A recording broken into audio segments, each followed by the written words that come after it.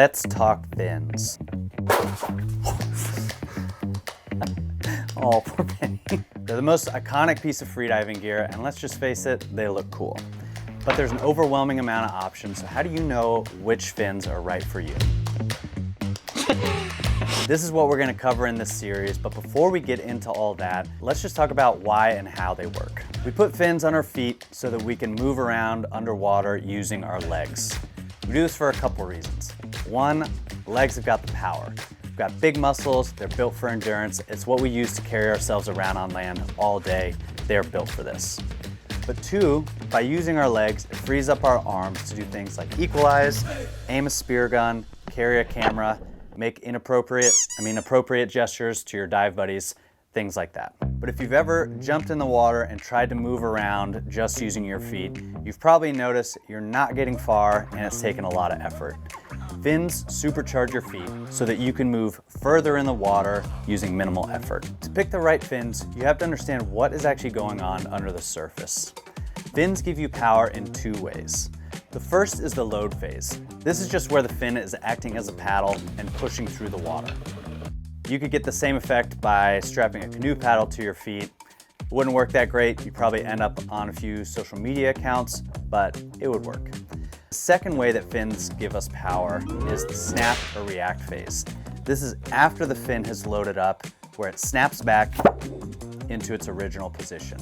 We're not putting any effort into that. This is where we get efficiency because the fin is working for us. And we like that. We're lazy. Now let's talk about materials. This is the biggest factor that will differentiate how a fin feels and performs. Plastic fins are cheap, tough, reliable. You can kick rocks, kick a boat, preferably not ours, kick your dive buddy, the fins will not care. But they're very stiff. This is going to make it really tough on your hip flexors and your ankles, and for a lot of beginners, that will create an inefficient bicycle kick.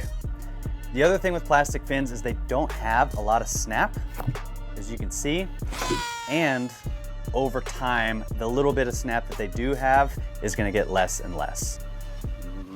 Silicone fins are great for training, traveling, power snorkeling. They're practically indestructible. You can fold them up, throw them in a suitcase, push them off the edge of the pool. They're not gonna get damaged. They don't have as much snap as some other fins, and they're a bit heavier, but that durability makes them a great fin for training and traveling.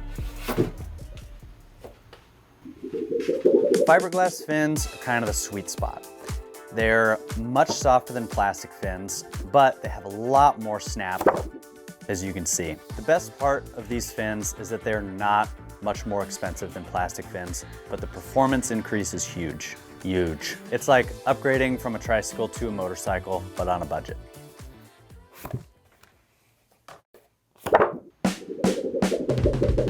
And now we go to the carbon fiber. These are the holy grail of freediving fins. Super light, lots of snap, jeez, and they will not lose that snap for the life of the fin. Carbon fiber fins used to be fragile, but they've improved the construction a lot and now they're very durable. We have dropped, kicked, and straight up abused ours, and they work just as well now as they did on day one, though they do not look as pretty. All right, so check out my carbons here. I have beat the absolute bejesus out of these things. I've had them for quite a while, and they still keep kicking. So carbons are not the fragile things that they used to be. Carbon fiber fins are for people that want the performance and people that are just spending a lot of time in the water. Carbon fiber blades can run you anywhere from $200 to $800. There are a lot of different types of carbon fiber construction, a lot of different types of layups. Not all are created equal. Some are sports cars, some are just shiny.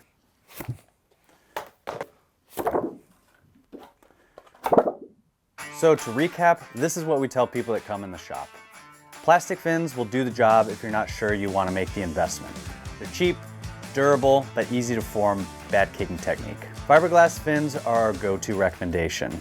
They're easy to kick, give you lots of propulsion, and while the price increase is minimal, the performance increase is exponential. This is really the best bang for your buck if you're getting into the sport and pretty confident that you want to spend some time with it. Carbon fiber are simply the best.